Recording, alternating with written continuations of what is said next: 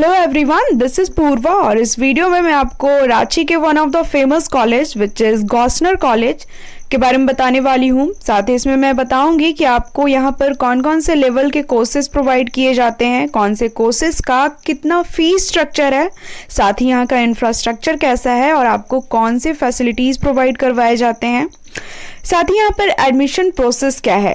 तो चलिए शुरू करते हैं। तो स्टार्ट करते हैं आपके गॉसनर कॉलेज के इंट्रोडक्शन के साथ। तो आपका गॉसनर कॉलेज जो है वो 1971 में बना था। ये रांची के क्लब रोड में स्थित है और यहाँ पर आपका इंटरमीडिएट यूजी यानी कि अंडर ग्रेजुएट और पीजी यानी कि पोस्ट ग्रेजुएट लेवल की पढ़ाई होती है। इंटरमीडिएट यानी कि आपका 10th के बाद आप जो 12th करते हो उसके कोर्सेस यहाँ पर है। 12th के बाद आप जो 3 साल का अंडर ग्रेजुएट यानी ग्रेजुएशन करते हो उसके कोर्सेस यहाँ पर आपको मिलेंगे और साथ ही पीजी यानी पोस्ट ग्रेजुएट जो आप यूजी के बाद 2 साल का पीजी करते हो उसके भी कोर्सेस आपको यहाँ पर उपलब्ध हैं।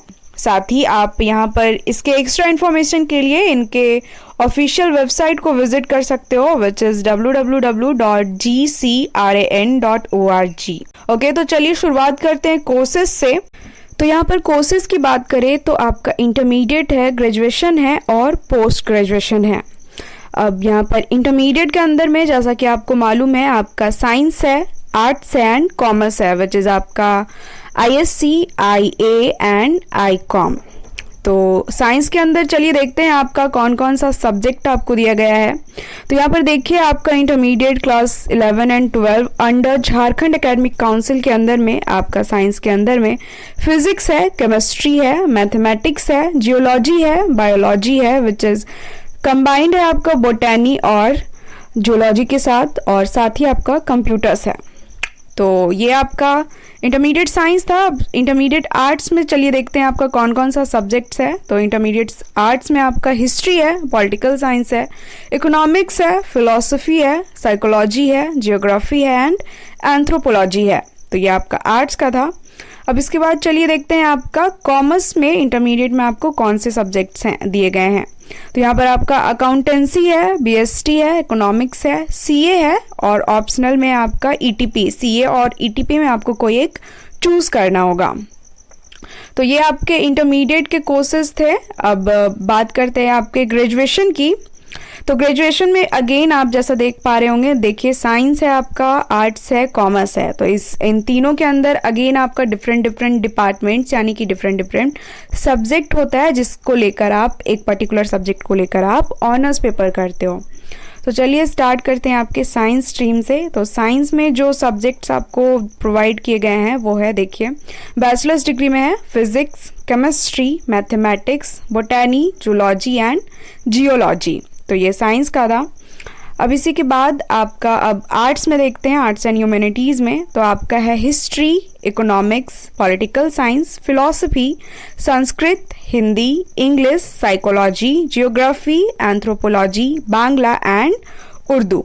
तो ये आर्ट्स का था। अब इसी के साथ कॉमर्स में देखते हैं, यूजी में आपका कॉमर्स में यहाँ पर अकाउंट्स ऑनर्स है। जो भी बीकॉम करते हैं वो अकाउंट्स ऑनर्स लेकर करते हैं।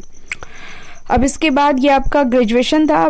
लाइकवाइज आपका पोस्ट ग्रेजुएशन यानी पीजी में भी सेम आपके इसका अंडर में आता है साइंस, आर्ट्स एंड कॉमर्स। तो चलिए साइंस के अंदर आपको कौन से सब्जेक्ट्स दिए गए हैं देखते हैं। तो यहाँ पर आपका फिजिक्स है, केमिस्ट्री है, मैथमेटिक्स है, बोटैनी है, जूलॉजी है एंड जियोलॉजी है। ये आपके पीजी के अंडर के कोर्सेस हैं। तो साइंस के बाद आपका आर्ट्स के अंदर जो सब्जेक्ट्स आपको दिए गए हैं वो है history, economics, political science, Hindi, English, geography and anthropology. Then इसके बाद ये आपका आर्ट्स का था। अब हम कॉमर्स में देखते हैं। तो कॉमर्स में आपका मास्टर इन कॉमर्स है। तो ये आपका इंटरमीडिएट था और यूजी लेवल पर था।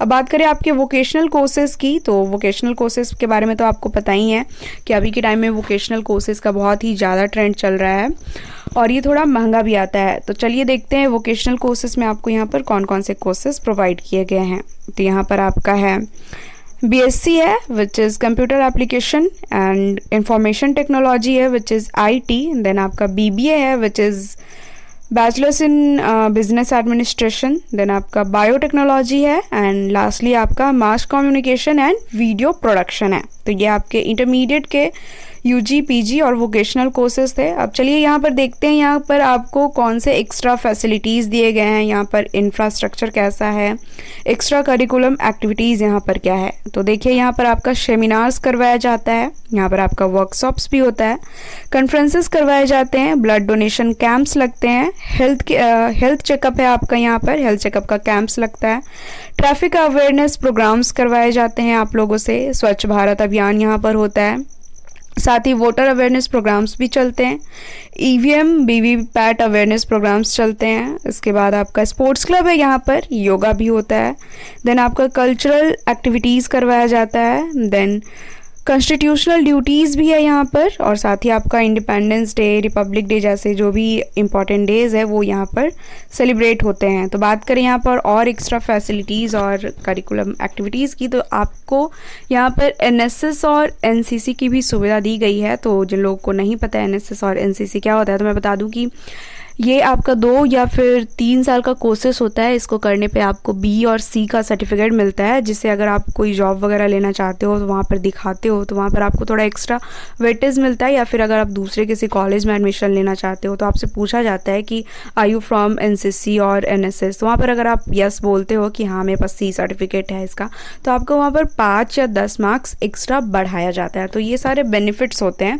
साथ ही आपका गवर्नमेंटल जॉब में भी इसका सर्टिफिकेट काफ़ी बेनिफिशियल होता है। तो ये सारे थे आपका यहाँ पर क्या एक्स्ट्रा करिकुलम एक्टिविटीज़ है।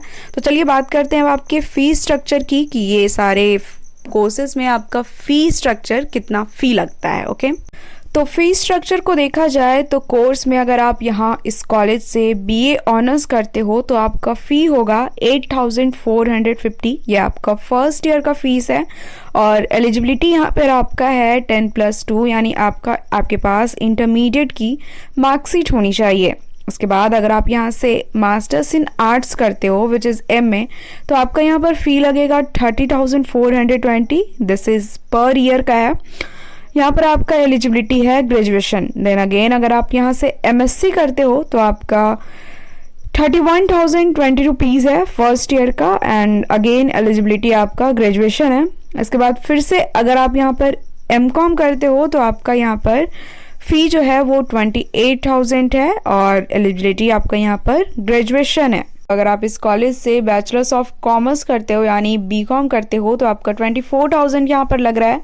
यहाँ पर अगेन आप अगर बैचलर्स ऑफ साइंस यानी कि बीएससी करते हो तो आपका 29,000 है। देन अगेन अगर आप यहाँ पे bachelors of science BSc honours कर रहे हो, ये ऑनर्स है, इससे पहले का आप आई गेस आपका वोकेशनल है, तो इसमें आपका 47,000 लग रहा है। देन अगेन अगर आप यहाँ से बैचलर्स ऑफ आर्ट्स ऑप्ट करते हो तो आपका 24,000 है। फिर आप अगर बैचलर ऑफ आर्ट्स ऑनर्स करते हो तो आपके यहाँ पर 24,711 रुपीज़ है। अब यहाँ पर थोड़ा सा और विस्तार से देखते हैं तो देखिए इंस्टीट्यूशन आपका गॉस्नर कॉलेज रांची है। टाइप ऑफ इंस्टीट्यूट ये आपका प्राइवेट कॉलेज है। कोर्सेज ऑफर्ड आपका यूजी है, under graduate BSc and BA, and post graduate में आपका एमएससी एंड एमए है। एप्लीकेशन मोड या आपका यहाँ पर ऑनलाइन है, यानी कि आपके सारे जो भी डॉक्यूमेंट के काम होंगे यहाँ पर एडमिशन को लेकर वो सारा आपका ऑनलाइन मोड होगा। साथ ही सिलेक्शन क्राइटेरिया आपका बेस्ड ऑन मेरिट बेस्ड है, यानी कि यहाँ पर आपका एंट्रांस एग्जाम कुछ कंडक्ट नहीं होता है।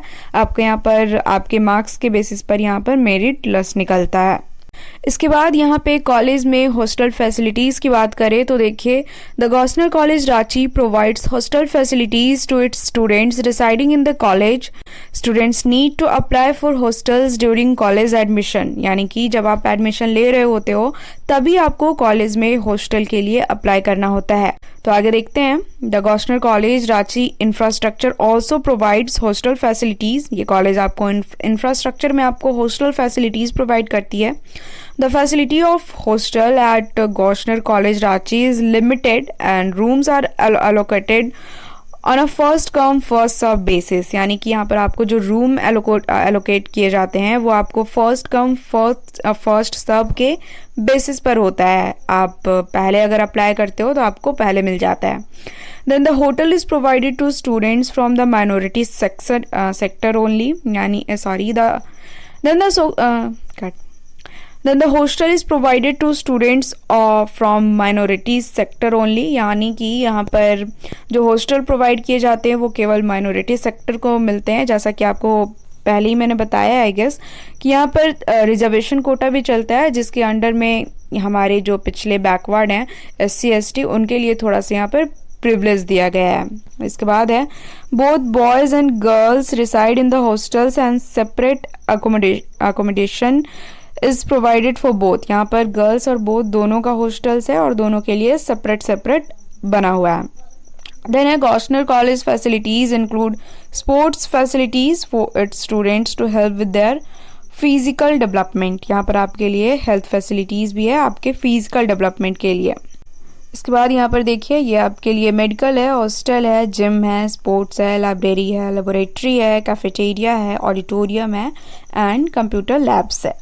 तो इसी के साथ मैं इस वीडियो को एंड करती हूँ, और अगर आपको स्टिल कुछ दिक्कत हो, कुछ जानना हो तो आप मेरे कमेंट बॉक्स में पूछ सकते हो। साथ ही मैंने और भी रांची के फेमस कॉलेजेस पर वीडियोस बना रखा है, तो अगर आप इंटरेस्टेड हो और भी कॉलेजेस में एडमिशन लेने के लिए, if you are not going for a particular college, अगर आप बैकअप में कुछ कॉलेजेस रख रहे हो तो आप मेरे बाकी वीडियोज़ को देख सकते हो। Okay, so thank you.